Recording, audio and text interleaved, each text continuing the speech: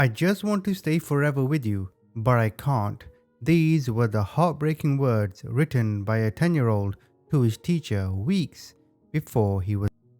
Anthony Avalos was murdered by his own mother and her boyfriend after a painfully short life riddled with abuse. This tragic tale will make you question everything. But quickly, before I continue, if you haven't already, please subscribe. And I made a Facebook page. Please help me get to 5k. The link is in the description. It happened again, were the words uttered by the deputy sheriff Jonathan Hatami, a legal prosecutor. Sadly, he knew all too well what that meant. Hatami is known in legal circles as a crusading prosecutor because of his powerful presence in the trials of Gabriel Fernandez, which was a 2020 Netflix documentary about the killing of a young boy. For the second time in 5 years, he would be confronted with the crime so horrible that it transcended human comprehension. Another young innocent child was tortured and murdered. History seemed to be repeating itself with a sequel that Hatami didn't want to see. This heinous crime was committed on Anthony Avalos, a 10-year-old kid who, like Gabriel Fernandez, made the misfortune of telling his family that he could be gay. And here's the thing, the similarity between the two cases were apparent from the get-go.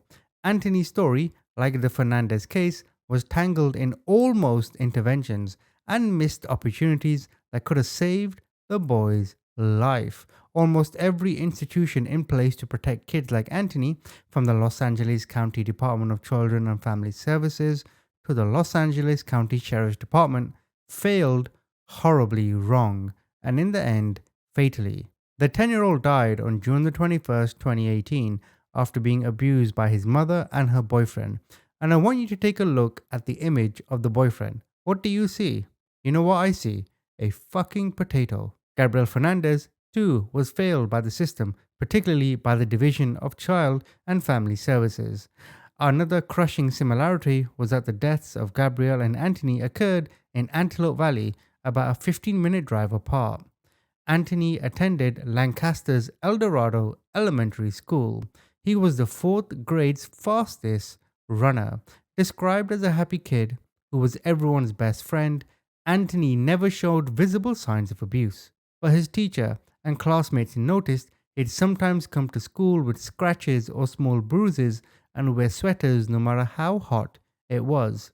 They also mentioned how he'd always be hungry and he would often ask for extra food. That's what really pissed me off the most. You know, we watch true crime.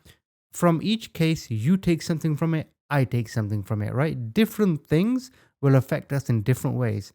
And when I was doing the research and I read, he would come to school hungry, he would ask for food. My God, as a bare minimum, feed your kids. As a bare minimum. In fact, some of the extra food he got from school he'd take home so he can give it to his siblings. If Anthony Avalos was alive today, he would be 14 years old and in the 9th grade. Instead, his mother and now her ex-boyfriend were on trial for torturing and murdering the 10-year-old. Before school was dispersed for the summer, he wrote a letter to his teacher saying, "I just want to stay forever with you, but I can't." Anthony's 4th grade teacher described the youngster, and throughout her testimony, Harmony Bell sobbed as she described him as bubbling, always happy, and a joy to be around. Bell had no idea Anthony wouldn't return to El Dorado Elementary School for his 5th year. On that unfateful June day, he'd been brought to Antelope Valley Hospital with many injuries. There were scrapes, bruises, and cigarette burns covering his body. He had suffered severe trauma, was malnutritioned and dehydrated to the point where his veins had collapsed. I've actually never heard that before. I've never heard of a vein collapsing. Jesus wept. According to one of the paramedics, the kid looked like a zombie. But let's rewind and give you all the facts from the start. Anthony was born in Mexico to teens Heather Barron and Victor Avalos. His mother supported the family while working part-time at Subway and received $793 in monthly welfare aid. But Anthony's problems began long before Kareem Leva entered his and Heather's lives. He was sexually abused by a family member when he was only 4 years old, according to DCFS. The case was eventually closed when Heather pledged to find him help and keeping away from the abuser, which never happened. Heather, on the other hand, was abusive to Anthony, according to Crystal, Anthony's aunt, who told her therapist she would abuse him and lock him in a room, depriving Anthony food and bathroom access. Who knew that things were only going to get worse? Heather's brother, David, introduced her to Kareem Laver, a co-worker who was also an MS-13 gang member. He was abusive to Heather and the children, but his hatred for Anthony grew when he overheard Heather telling the child services worker that Anthony had liked boys. He repeatedly his head, which eventually killed him. When the 911 call was placed on June the 20th, 2018, the authorities were told that Anthony's injuries were the result of a fall. Right away, the situation appeared suspicious. When the young child was taken to the hospital, it was discovered that he had fatal internal bleeding in his skull as a result of being repeatedly on his head. So remember earlier when I mentioned this potato? Let's hope in prison he gets what's coming to him. Anthony's body also revealed symptoms of long-term abuse. While it was Laver's assault that took his life, Anthony had to endure much worse for a long time. He was abused with a belt and a looped cable, and hot sauce was spilled all over his mouth and face. Laver, who encouraged the kids to fight, allegedly instructed the other kids to abuse Anthony.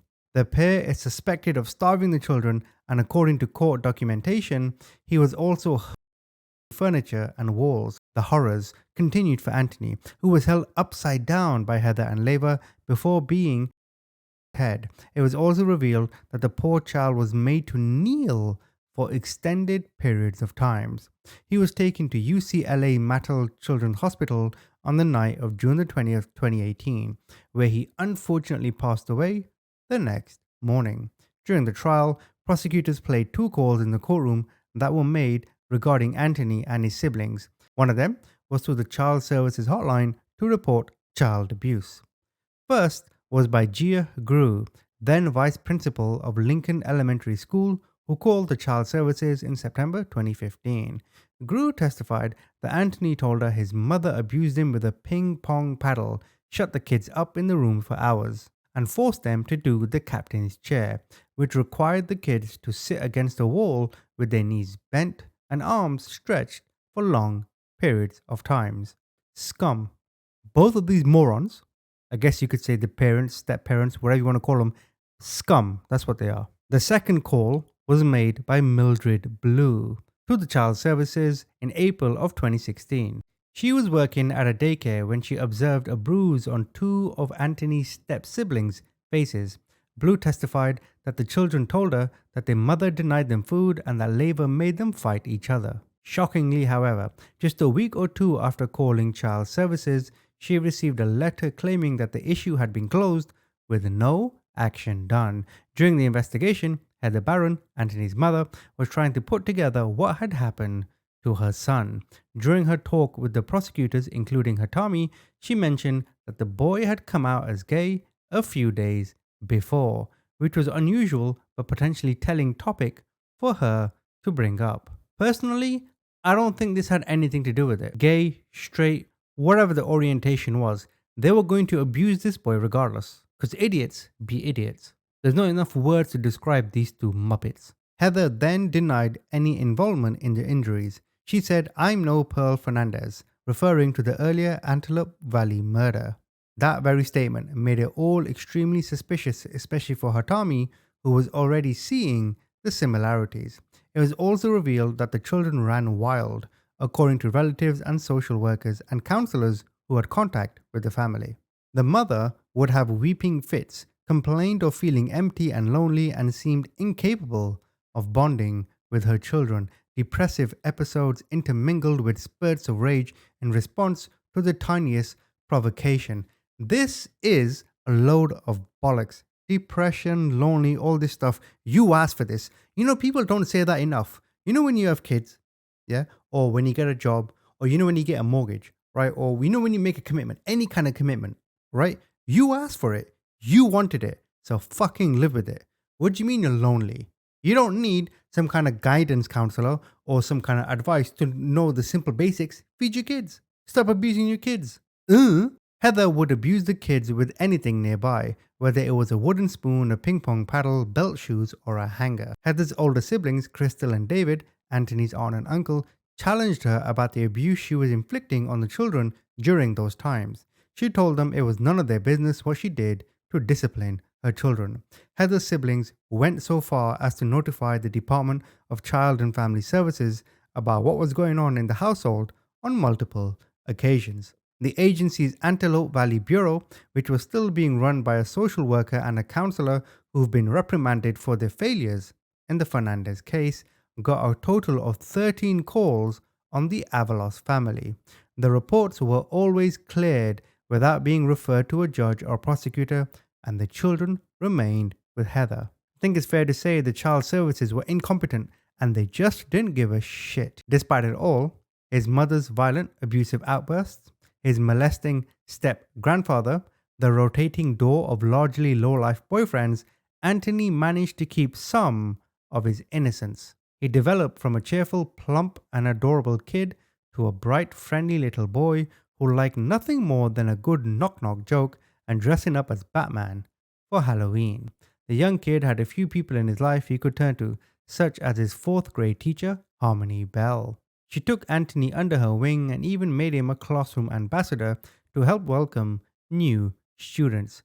Prosecutor Hatami and a pair of Sheriff's Department homicide detectives spent 2 hours rummaging around Heather's apartment on the day of Anthony's death to look for clues, and what Hatami witnessed made the hair on the back of his neck stand. They discovered bloodstains on the carpet, locks on the outside of the kids' bedroom doors. They found a leather belt with bloodstains on it and bottles of hot sauce on the table next to Anthony's bed, which he had been forced to chug whenever he spoke back. They also uncovered a pile of undercooked rice under a piece of loose carpet in a corner. Hatami had learned via interviews with 2 of Heather's younger children, Destiny and Raphael, that hard rice grains were used as a form of punishment. Again, I've never heard of that. Who uses rice as a form of punishment? Help fix water in your phone? Yes. Rice as a punishment? No. You gotta be one sick motherfucker to even know rice would be a punishment.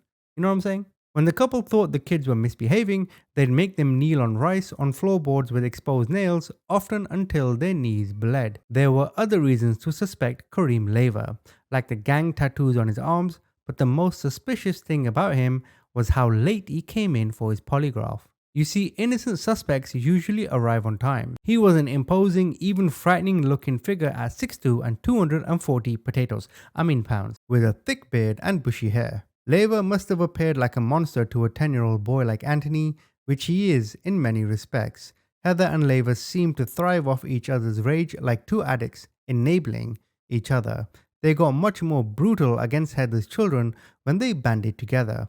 Her family members began to notice that her children had more bruises, cuts, and black eyes than usual. In fact, Anthony's brother Raphael needed to go to the hospital a few weeks before the incident to get stitches for a cut on his head. And guess what? Heather claimed another child threw a toy at him. Meanwhile, Heather's phone calls to her siblings and mother became fewer and farther between as she descended deeper into the dark coils of her relationship with Mr. Potato. Over the course of several hours during his polygraph test, Laver revealed how he tortured Anthony and repeatedly threw him until he didn't get up, and how in a panic he fled the house. It's unclear why Laver was so enraged during this specific assault, but Hatami believes it had a lot to do with Anthony being gay.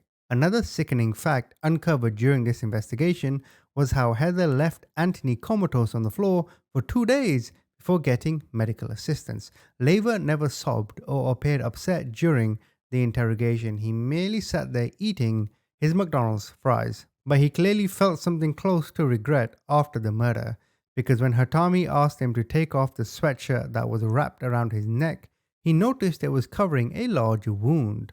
The day before, Laver admitted that he'd attempted to slit his own throat. So eventually Heather and her now former lover, Kareem, were found guilty of 1 count each of murder and torture nearly 6 weeks after the trial began. During the trial, Anthony's sister, Destiny, and brother, Raphael, both testified about Leva's alleged abuse. Raphael stated that one of his punishments would be to hold weights in the air for extended periods of times, while Destiny revealed that the children were forced to fight each other. In fact, when she'd be forced to fight Anthony, he would let her win so she wouldn't face any more punishment from Leva. That's the kind of heart the poor boy had, even at his age. Following his tragic death, Avalos' biological father and other relatives sued the county for $50 million, claiming that social workers mishandled the case. Avalos' autopsy also revealed that he died as a result of physical abuse and hunger.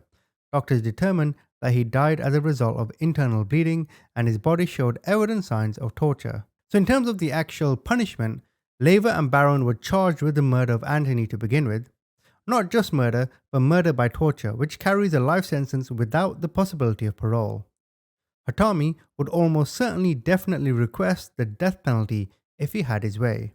But finally, on April 26, 2023, Anthony's mother and her lover were sentenced to life in prison without the possibility of release. Kareem maintained that he did not intend to take the life of the kid and that it was an accident rather than purposeful first-degree murder. On the other hand, Hedda claims that Kareem was the real abuser and that she lived in fear of him and what would happen to her if she reported him. Bollocks, silly cow. But that logic clearly had flaws because who leaves a 10-year-old child dying in a room for 2 days unless they intend for his life to be gone? In the end, one question will go unanswered. How could this have happened again?